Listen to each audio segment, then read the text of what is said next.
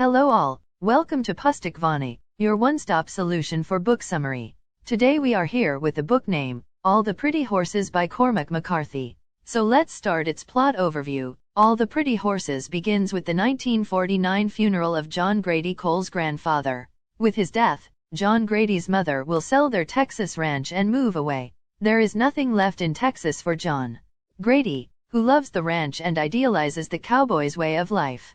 Only 16 years old, John Grady runs away from home with his friend Rollins. On horseback, they head toward the Mexican border, leading the idyllic, storybook life of migrant cowboys. They are joined by a younger boy, the sensitive and stubborn Jimmy Blevins. Together, the three cross over the Rio Grande into Mexico. Soon after they enter Mexico, the companions ride into a lightning storm. Blevins, who is terrified of lightning, strips off his clothes, abandons his horse, and hides in a ditch.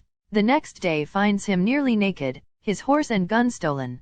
In the village of Encantada, the companions see Blevins' lost horse, but it has been claimed by someone else. In the aftermath of their attempt to steal the horse back, Rollins and Cole become separated from Blevins. They escape from the posse pursuing them, however, and continue to travel south, where they find work as cowboys on the vast ranch owned by Don Hector. John Grady quickly proves himself a remarkable cowboy with an intuitive understanding of horses. Don Hector, impressed, puts him in charge of breeding the ranch's horses. But John Grady's good fortune is imperiled by his infatuation with Don Hector's beautiful daughter, Alejandra. Although John Grady is warned off by Alfonso, Alejandra's cynical and manipulative great-aunt, he nevertheless falls in love with the girl, and they begin an illicit affair. When Don Hector finds out about it, he turns John Grady and Rollins over to the thuggish, corrupt police captain of Encantada. Blevins, it seems, returned to Encantada to reclaim his gun and killed at least one of the townspeople. Now he is being held in jail, and John Grady and Rollins are accused of being his co-conspirators.